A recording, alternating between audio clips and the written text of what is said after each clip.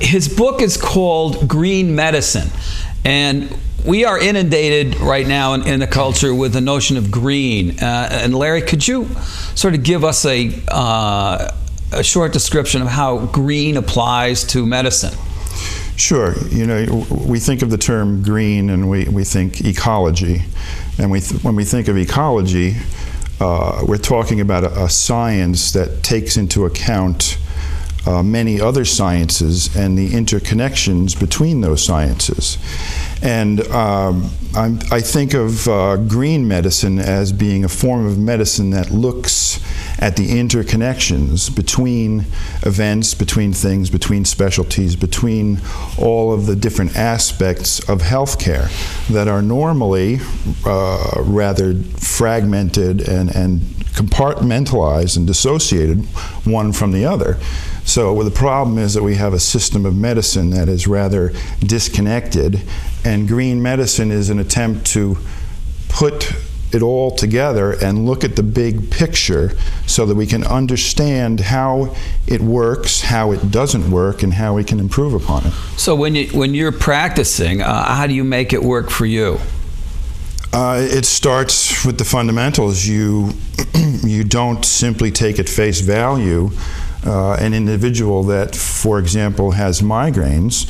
You investigate further. You look into the entire aspect of their health in all ways and all shapes and forms. So you may find out that that person with migraines also has eczema, also has constipation, also has anxiety, and is having sleep trouble. All of those things have to be seen as one, because by definition they are one. They're all happening to the same individual, and so you can't just artificially isolate the migraines and try and treat that as if it's not connected to the rest of the person. So it starts with a good, thorough understanding of what's really going on in that person's life. I mean, the trouble with that is it makes too much sense. You talk about the directionality of disease, and what you just mentioned seems to speak to that. Can you elaborate a little bit on that? Sure.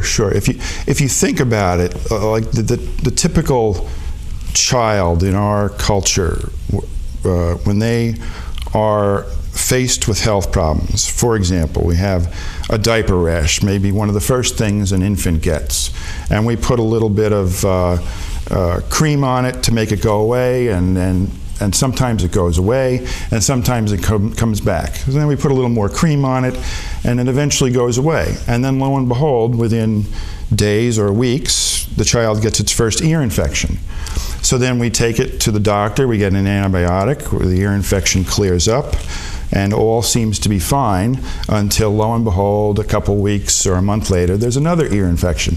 And so on and so on and so on. So this process tends to take place whereby we don't connect one health event to the next health event.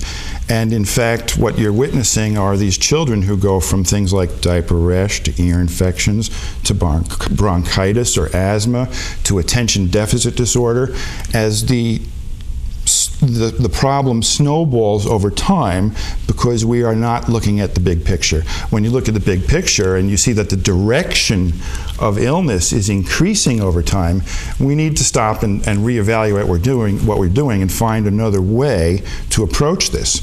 So that if you then take a different approach, a greener approach, some sort of alternative healthcare approach, then you may find that the goal becomes totally different. If this child has asthma and we start to successfully treat it, we may find that the asthma diminishes, but then the rash breaks out.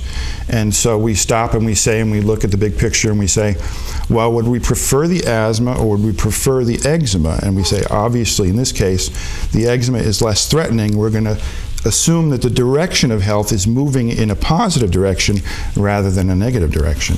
That's very interesting. I mean, it's a really interesting way to look at it.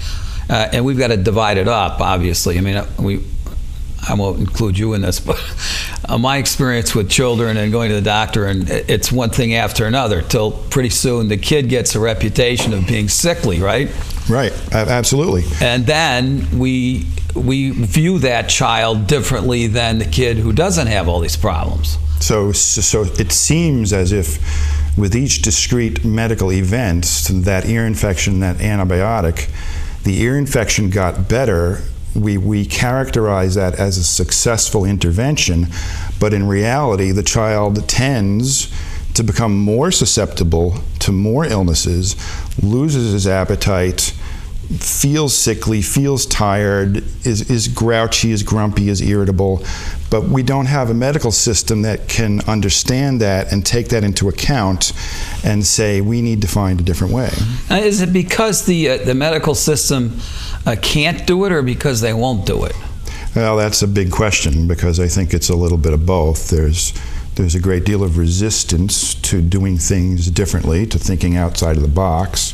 It's understandable that medical professionals who have invested a lifetime into their profession, it's hard for them to stop and say, okay, I've got to reevaluate everything I've learned. So there's resistance in that way. There's also a sort of philosophical resistance, because medicine tends to be very materialistic in its orientation. That is, that it aims only to treat the physical body, as if the physical body is not also connected to the emotional body, the mind, the mental body, the spiritual body. It's all one thing, except medicine doesn't have a framework to be able to handle all those aspects of human life and human health and illness. And when it doesn't have such a framework, it doesn't know what to do with it, so it just kind of dismisses it. So there's that sort of philosophical inability to wrap its mind around it, and there's also political resistance, so to speak.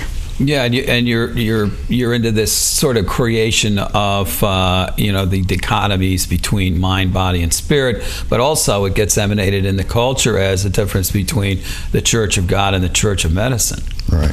Which you talk about.